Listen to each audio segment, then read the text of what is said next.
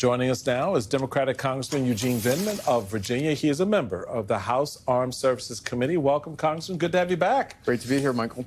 So many things in concern, particularly, I guess, actually, does Tom Homan have the ability to direct the United States military? No, he does not. He's not in the chain of command. He's not a uniformed service member.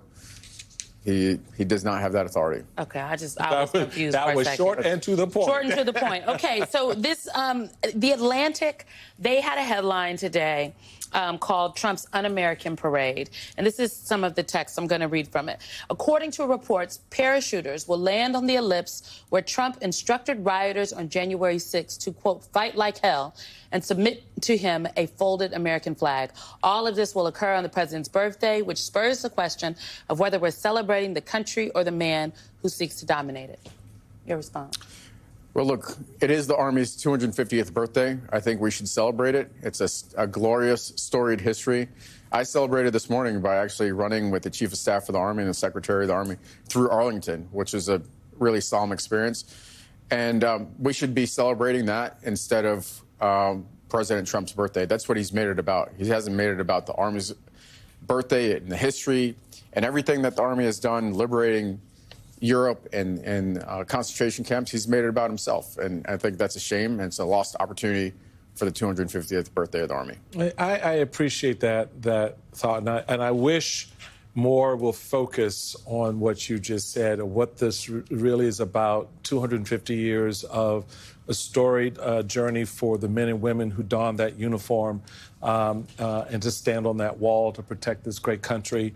My thoughts is we don't have that individual currently now leading the Department of Defense. And I would like to share with you an exchange that you had with the Secretary of Defense on the hearing on whether he should apologize for Signalgate to the mother of an F-18 pilot. Let's take a look at that. I spoke to the mother of one F-18 pilot who flew the March 15th mission over the Red Sea in Yemen that you discussed over Signal. I spoke to her again on Tuesday and asked her if there was anything she wanted me to bring up. She believes that you need to resign. She also had several questions, but one thing, she said she would appreciate an apology. Yes or no, do you think you owe her an apology?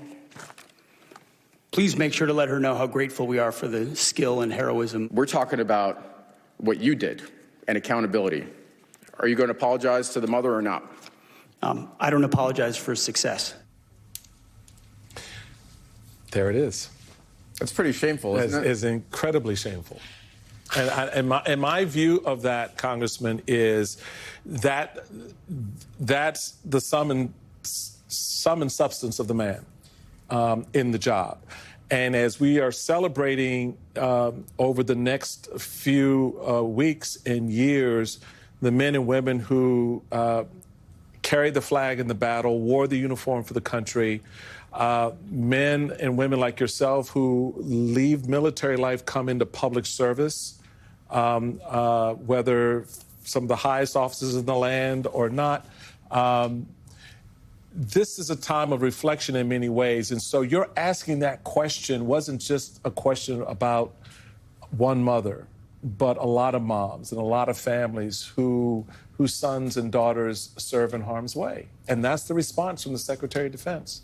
Yeah, absolutely. I mean, when America's mothers and fathers put their trust and confidence in the uniform and civilian leaders of this country, that is enormous responsibility, and they expect us to take that seriously. And what we saw from the Secretary is that zero accountability. What he did was obviously a violation that even a private would know is not appropriate.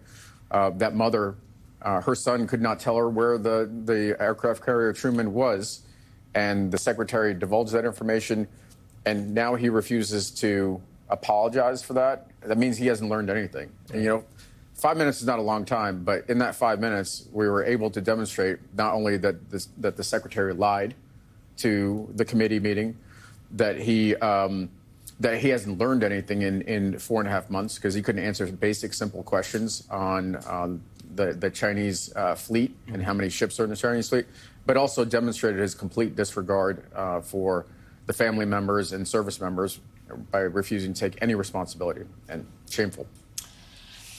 Can we take a turn and talk for a minute about the breaking news that is actively the developing situation in the Middle East?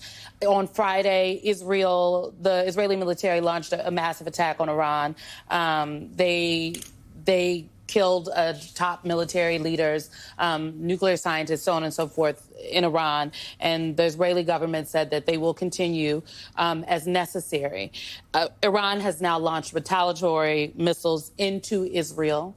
And I just keep thinking about that Donald Trump said he was going to end all these wars. He was going to restore peace. And now a new war seems to be developing right before our eyes.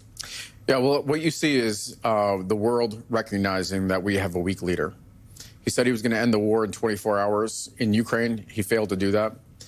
He started a war in Yemen, and at a great expense, achieving minimal results. There was a conflict between India and Pakistan that flared up. There are conflicts that are really, they're brush fires around the world now, and they see that the United States is stepping back, that the president is weak, the administration is weak, filled with, frankly, unqualified people. And this is what happens when America retreats from its role as a leader. And, it's easy to start a war. The Israelis have a right to defend themselves. Obviously, Iran has been a destabilizing force across the world and across the region for decades. They were refining uranium to achieve nuclear breakout within days. But at the same time, it's easier to start a war like this, and it's hard to see where it ends. And I fear that the consequences are not just going to be regional, but they're going to be global. Along those lines, a UN watchdog agency that specifically for lack of a better term, this is the agency that does the check-ins, if you will, with Iran and whatnot. They, for the first time in 20 years, they said Iran had missed its check-in time, that they were concerned, and this was days ago. Absolutely. And again, Israel has a right to defend itself, but the United States has to play a meaningful, constructive role. And, it's hard to say where this conflict ends. Now we have both sides trading attacks, and it's a dangerous environment. Is on the sidelines. I mean, that's basically what our military's elite and leaders have said. Meanwhile, we're deploying forces in American cities instead of focusing where we need to be. We are going to delve more into this, but Congressman Eugene Vindman of Virginia,